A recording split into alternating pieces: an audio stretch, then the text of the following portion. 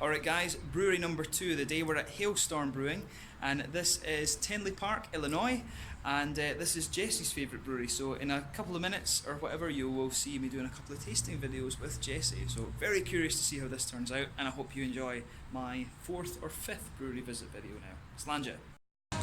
Alright guys, yeah, so when you come in, you'll notice this is like a really kind of rustic, industrial type bar thing. So yeah, here we've got the tap list, so you've got some nice kind of you've got a lot of nice German beers here. Actually, you'll see there's a Hailstorm, a German export lager, Irish red as well, which I was quite curious to try. So yeah, over here see a Helles lager. When I was living in Germany, absolutely loved my Helles lagers. A couple of different hazy IPAs and stuff like that. Belgian Triple, which I'm going to try for you in a minute too. But yeah, lots of nice cans as well. So some of the artwork on these, I have to say, it's really nice. And I'll pick out 1 or 2 of these to review for you. But obviously you can see there's like a massive collection of these things, which is sort of ridiculous too. So yeah, lots of really nice stuff here. Milkshake, pale ales and stuff like that. But yeah, you know, lots of barrel space as well. You can see a lot of the old kind of labels and things that they've done here too, which is kind of cool. Some really nice artwork from lots of different breweries and stuff. Angry Chair, I'm sure you're all recognising some of the American breweries they've seen there, like Firestone Walker, Alaska Brewing Company and stuff like that. But yeah, really kind of rustic industrial brewery. You can see fermentation tanks there, lots of barrel aging going on as well. And if you go just down to this bit, you can see them actually working on brewing kits and things like that as well. So yeah, this is a properly industrial brewery that's really nice and really kind of interesting. But yeah, let's go on and do a little bit of tasting. So yeah, we've got my flight over here. So we have, just to walk you through the flight before we do the tasting part, we've got number 16, which is a Czech Pilsner beer. We have number 9, which is the German style Helles. We have number 8, which is the Crash Test Dummy, which is a Belgian Triple. We've got number 14, which is Cosmic Burst, Easy IPA. And we also have number 3, which is the Dominatrix, or just called Dom now, which is a triple IPA. So let's get stuck into these and see how we go. Alright guys, so we are in Hailstorm Brewery, which is in, what's the name of the town again? Tinley Park, Illinois. Tinley Park, Illinois. And this is the second brewery we're visiting today after Three Floyds, and they are a lot more friendly. Yes, most definitely. I agree. But this is Jesse, who has watched the channel for years. 4 or 5 years. I think we had about 100 beers listed. 100 reviews, something like this. But Jesse has very kindly offered to drive me around sort of the Chicago area a little bit and see what some of the different breweries are. And this is his favourite brewery. Jesse loves these guys. I love these guys. I came here the second week they were open, and they're fantastic people. Great beer. Oh yeah. What's your favourite beer from Dominatrix. Dominatrix. Now it's Dom. They changed the name to Triple IPA. No, sir. They changed the name to Dom, shortened it up. My favorite beer. Oh yeah. And you were saying that Vlad, the Impaler, the Imperial Stouts are really good as well. Very famous beer. Named after Vlad the Impaler, of course. It's an Imperial Stout coming in at 10%. Really good. Full body stout. Oh, nice. Oh yeah, hopefully we've got a can of that. I can't remember what they said, but we will definitely get 1 or 2 cans, and I'll review those for you in like a proper tasting video on the channel. So you can't miss out on Jesse's favourite brewery. You can. Yeah, definitely can. But yeah, so let's kick off then. So this is number 16, which is the Český Pilsner. I guess technically you say it's Český Pilsen, they would call it in Czech. So they've kind of mixed up the German and the Czech there a little bit, but that's kind of intentional. It's a German brewer at Pilsner Urquell who developed this style. And Pilsner Urquell, of course, is in Pilsen, the Czech Republic. So yeah, we can let them away with that. It's America, you know. Yeah. So that's how we do things. Yeah, I think on the aroma, very similar to what you would expect from Urquell. You know, nice little bit of grainy, biscuity quality, a little bit of the Czech Sax, German noble hops and things. So it smells noble hops. Yeah, hopping in there. Yeah, no, so just really lovely kind of hoppy quality, I have to say. Yeah. So yeah, really nice. So let's have a dig in and see how we get on. That's good. I mean, this is one of the things I think, like with when it comes to the Pilsner style, a lot of people, forget that it's one of the classic styles. I mean, I guess in Europe and America, everyone is really wanting, the IPAs are just going to blow the head off you, basically. But the Pilsner style, it's a really nice, sessionable beer. There's so many macro lagers out there that are just, a bit shitty, to be honest. Yes, very.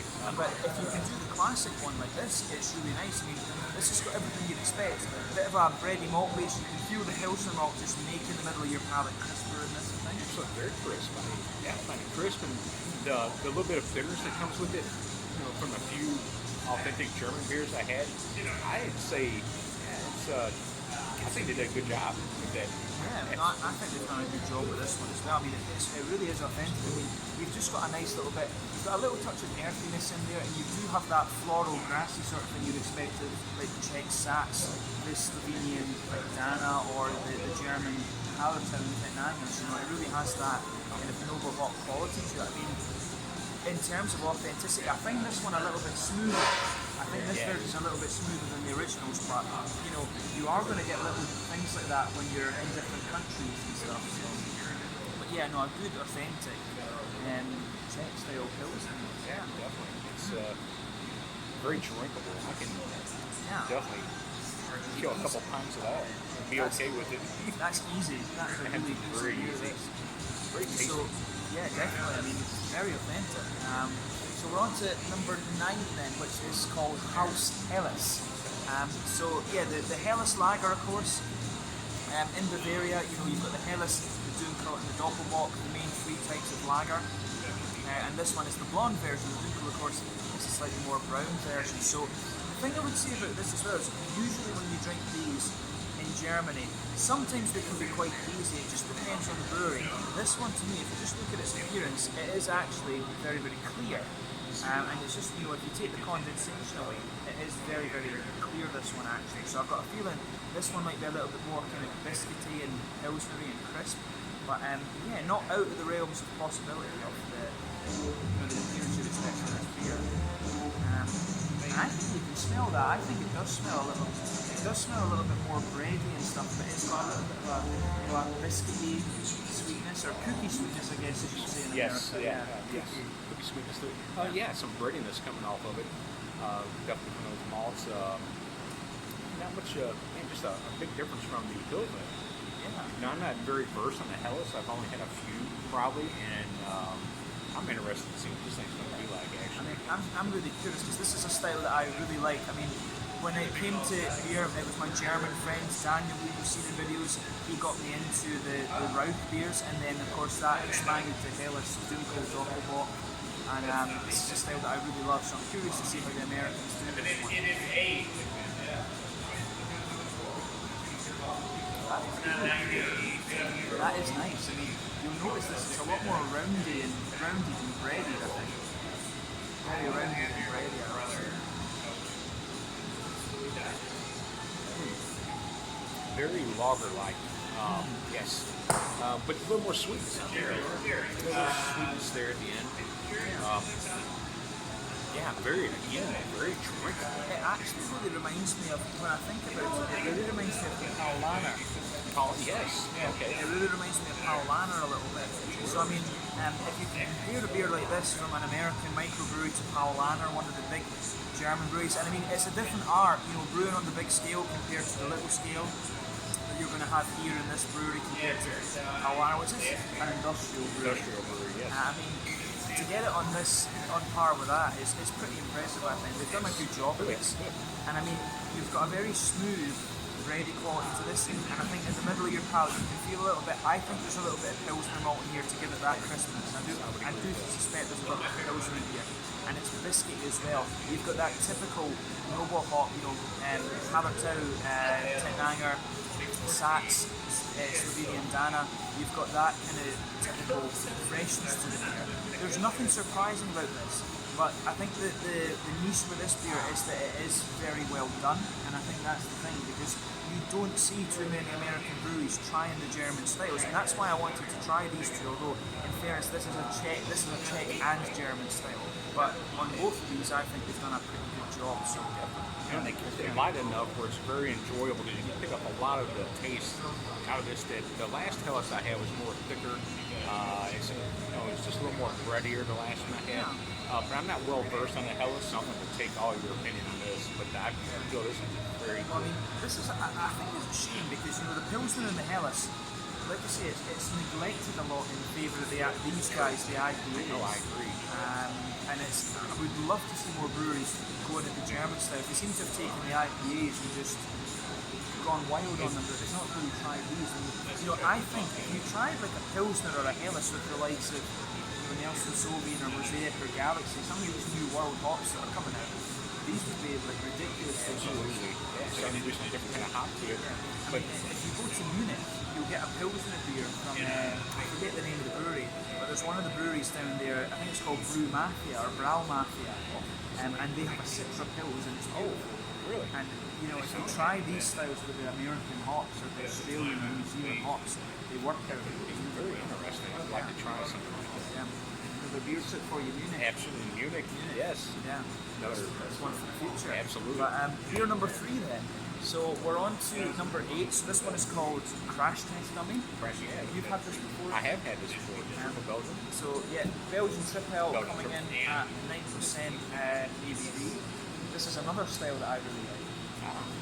Me, I'm a little different. Belgium's hit or miss with me, but I've tried this one many times before. I come here often. It's my favorite brewery, and of course, I love it. Maybe I'm a little biased, maybe. I'm not sure, but looking forward to what you think, man. Your opinion of it sounded there, yeah. For me, with the Belgian beers, I love blondes. I'm not such a great fan of brewing beers. I love Tripels, and I also love quadrupels. I love the quads and the Tripels, and brewing beers, a little bit of a hit or a miss for me. A Gose and a Gose German actually. I mean, a Saison and stuff. I like those and the wit beers too, but if you drink one of them and that's you, I think. But the quadrupels and the tripels are dangerous, and the blonde beers are really nice, stronger session beers. So I'm curious to see how this turns out. So I mean, pardon me. Again, the condensation's getting us a little bit with this one. But yeah, crystal clear. With this style, it can be either clear or it can be hazy. I mean, you've got the Westmalle, you've got the Triple Carmeliet, and then you've got all of these other ones that are kind of similar. It's the right appearance, it's a pale golden kind of straw colour. So, yeah.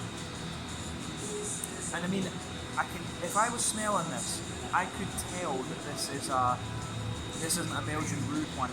The American ones and even the other European ones, they just smell a little bit sweeter and sweeter's not the right word, because the Belgian ones are sweet themselves. They're just not as thick in the yeasty quality, I think, as the original ones.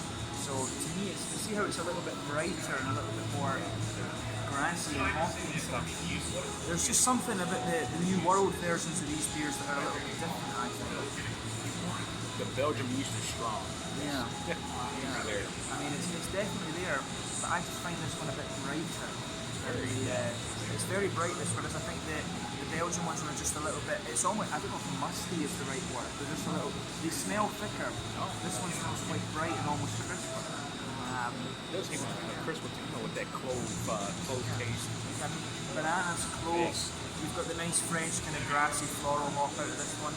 Some of the appley, clearly, the orchard type esters, definitely. Yeah, but let's have a try this and just see what we get on. I just drink up this beer. That's good. That's good.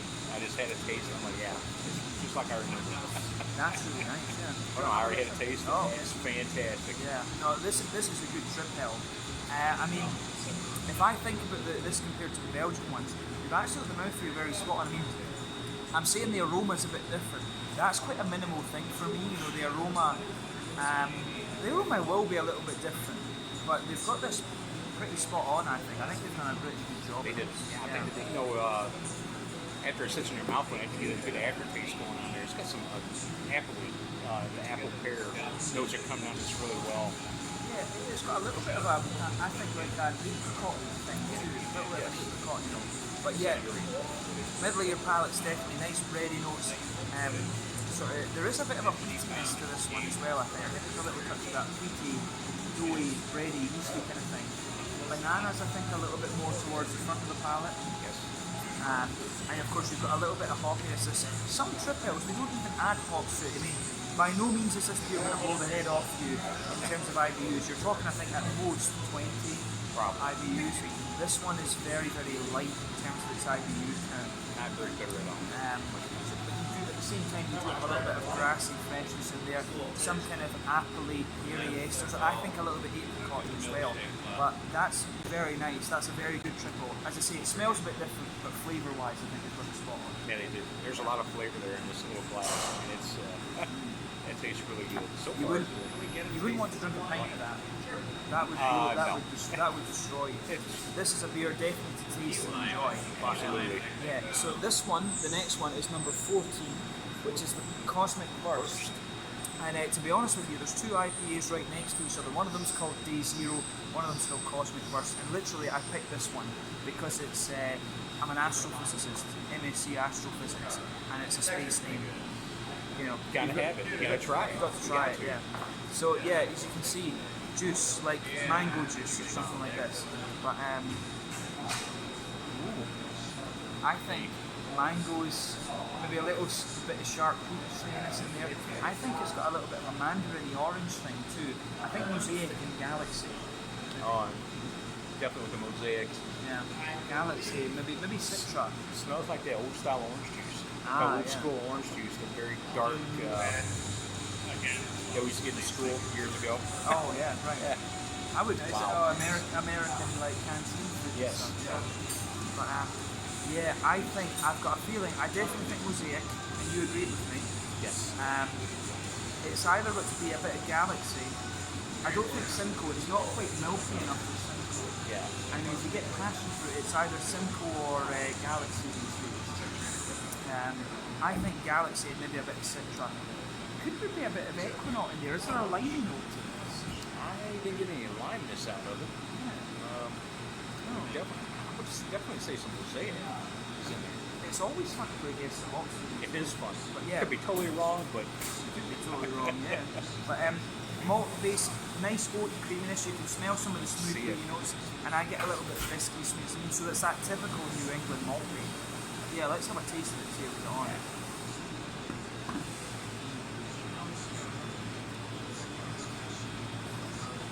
This is one of the wetter New England IPAs, isn't it? I think this is a bit wetter than some of the. I would agree. Yeah. It's not quite as thick. No, it's not quite as thick.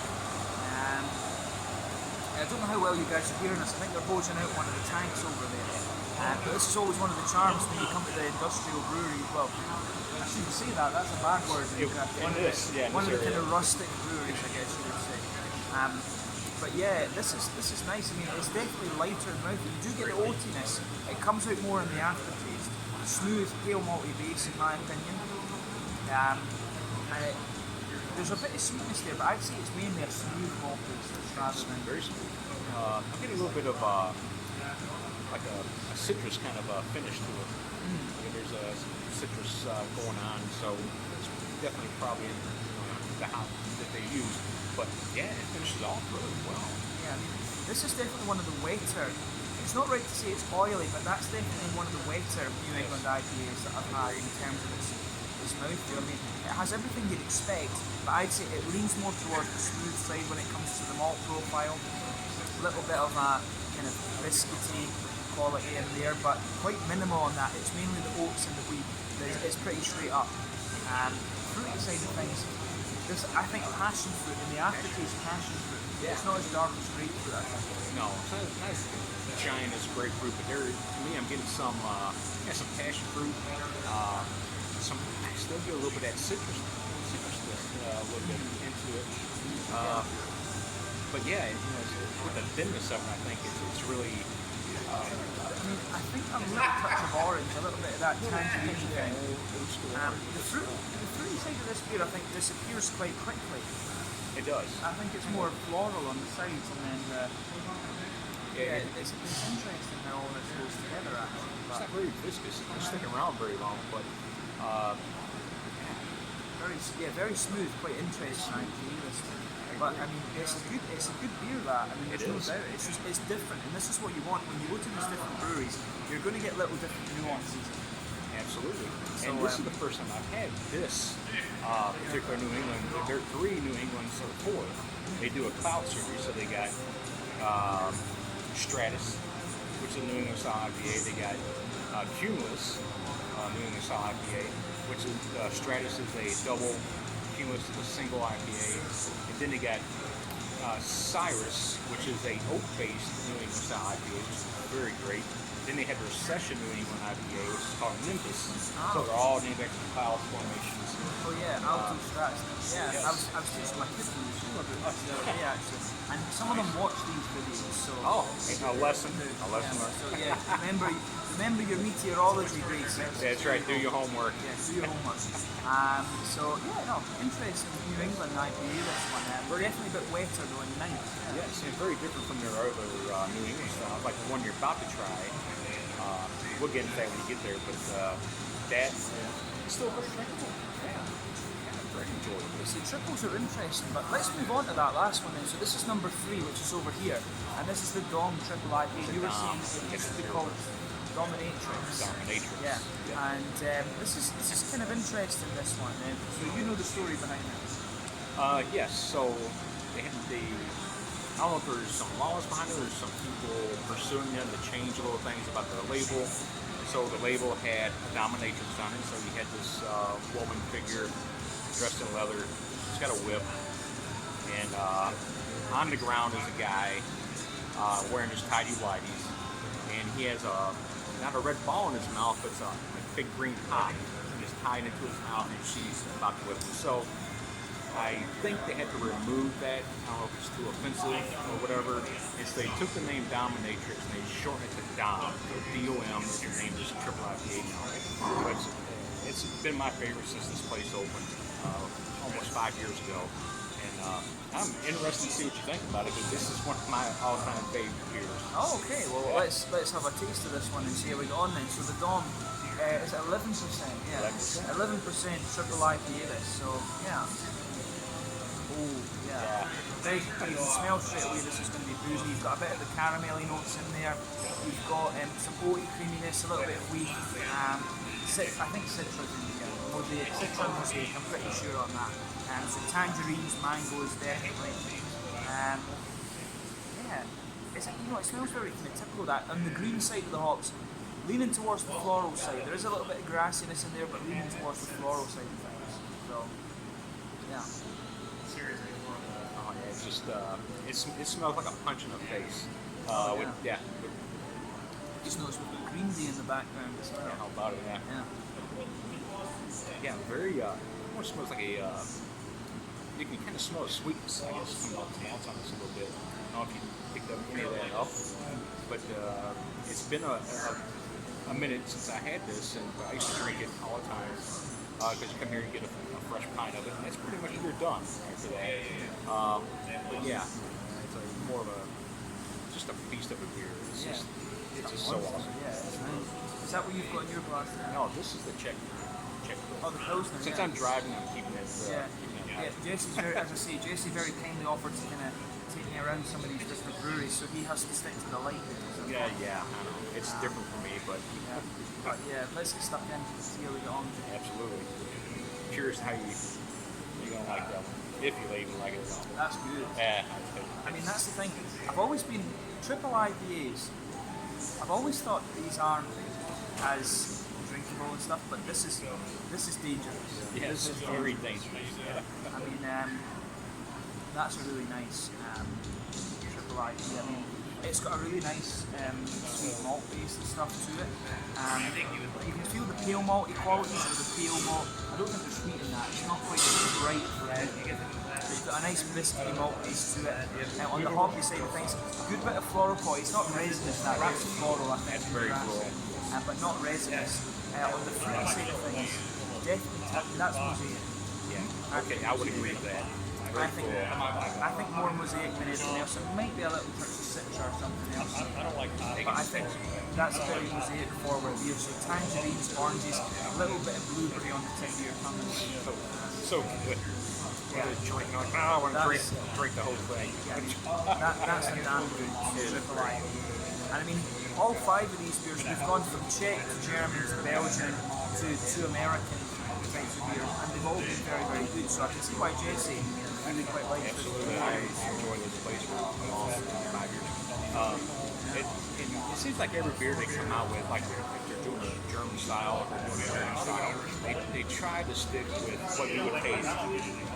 If they're doing a double, doing any kind of Belgian, or it seems if you go and buy it like an actual Belgian-made beer, it'd be very similar in a lot of aspects of that beer. Yeah. You know, it seems to be very all-round brewery because I mean, they've got. This is really one of the things we've chosen all golden beers here, but they've got stouts, they've got an Irish red on there. I mean, I just picked things. I like the Czechs and Germans and the Belgians, and these 3 are unusual to find in America, and these 2 are quite typical American styles. So yeah, maybe we should have got something from the dark end, but this is just how it panned out. We just picked what we fancied, but I hope you guys have enjoyed this little taste video. Thank you to Jason for Thank you very much for making a guest appearance, and I'll give you a final thought on the brewery before we end the video. Cheers. Alright guys, so yeah, just finished up at Hailstorm. Really nice little brewery.